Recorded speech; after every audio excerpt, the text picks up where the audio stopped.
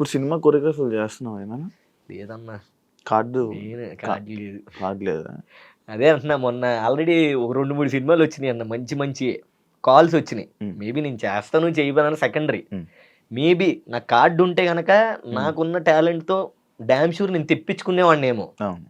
కానీ కార్డు లేదు.